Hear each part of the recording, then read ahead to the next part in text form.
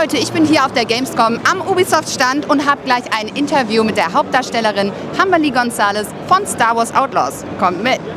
Have you had any touch points with the Star Wars franchise before you started to get the role for the main role in Star Wars Outlaws? Work-wise, I've never worked with Star Wars before, so this is popping my Star Wars cherry, which I think there's no better way than leading a new scoundrel story, so I'm very excited. But I'm not new to motion capture and video games. I've worked with Ubisoft for a few years, and this is like my fourth game with them, but my first lead. Oh, your fourth game. I researched that you did Far Cry 6 and... Yes. Starlink. And Avatar. Yeah, the new Avatar, I did a couple voiceover roles in it, and I got to speak Na'vi, which was really cool. Wow. Yeah. This is very, very cool. Yeah. Who's your favorite character in the Star Wars universe? I love the powerful female characters. My hair is inspired by like Princess Leia and Rey, and I love me some Lady Kira, which we actually get to see in Star Wars Outlaws. So badass women in video games, yes. Yeah, and do you want to show us your nails? Oh, well, these are Star Wars Outlaws inspired nails. We got ND5, we got, Kay's jacket, a little bit of Stormtroopers and Outlaws, Nyx. Everyone's here. It's so beautiful. I admire you for that so much.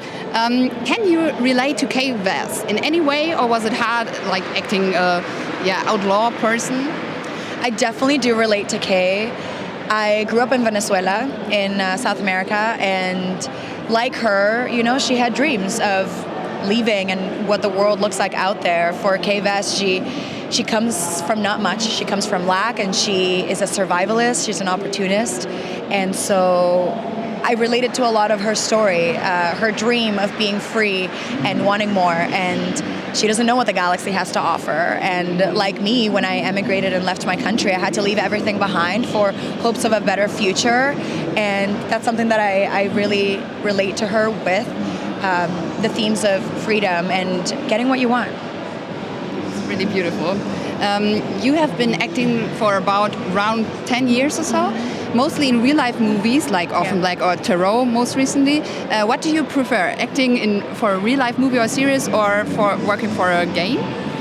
I have to say, when I moved to Toronto, which is where I'm based off, and I started my career, I always wanted to do video games. It was one of the first things I told my agent, and I said, I want to work in video games. I don't know how to do it, how to audition, but get me in the room. So naturally, I think this is a full circle moment for me that I get to do it. So I do. I love doing motion capture. I love doing voiceover. I don't think there's any comparison. Like, doing movies and TV shows is really exciting, but I have to say one of my dreams, which I have achieved, is doing video games. So, do you play video games yourself? I do. I started with like Nintendo 64 and Xbox, the Mario games and Mario Kart, Luigi's Mansion, like all of those classic, like wholesome games.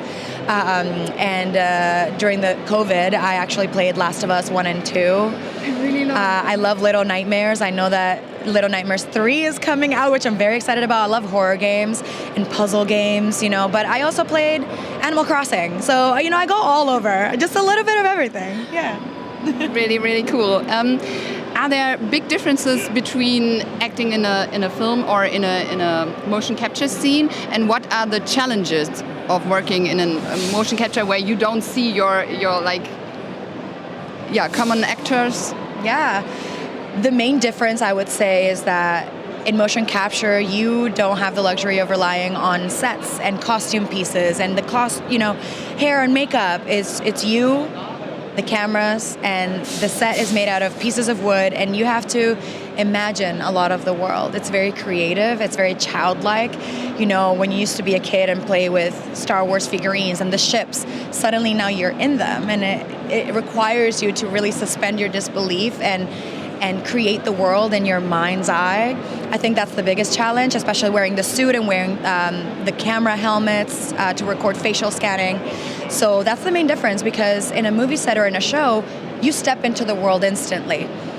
Players are doing that when they play the game, but me as an actor, I have to create that to give you guys the illusion that that's what I'm seeing as well. So I love the challenge, to be honest. It's one of the reasons I love this this field and this art form because I do feel like I love creating worlds, and since I was a little kid, I used to do that. You create stories, you put yourself in make-believe worlds, and now suddenly I'm making money off of it. I'm like, this makes sense.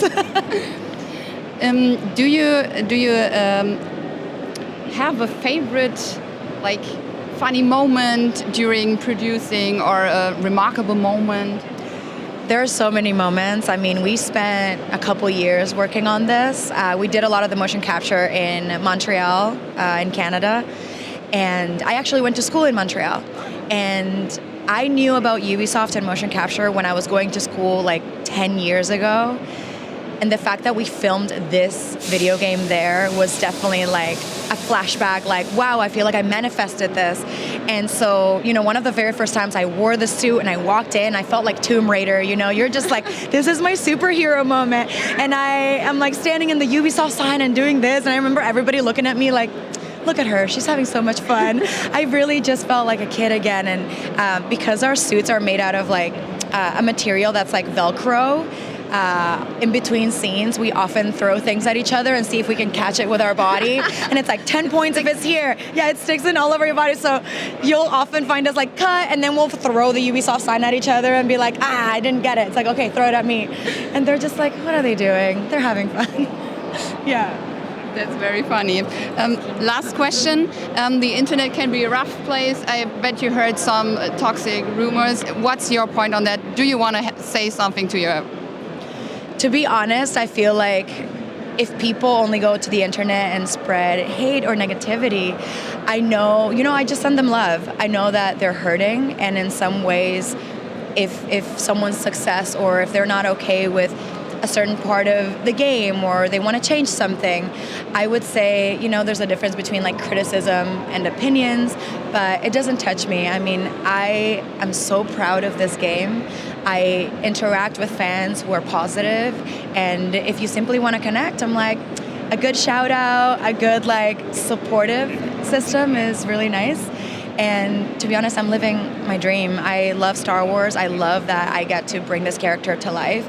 So nothing anyone can say will ever take that dream away from me. And I think there's a lot more positivity than negativity, so I focus on that. Thank you very, very much. It was a pleasure meeting you. I wish you a nice first Gamescom. So, goodbye. Bye. Das war das Interview. Ich hoffe, ihr fandet es genauso spannend wie ich. Ich gucke mir jetzt noch weiter die Gamescom an. Ihr könnt euch noch weitere Videos hier von uns angucken. Abonniert den Kanal, lasst einen Daumen da, wenn es euch gefallen hat. Und bis ganz bald.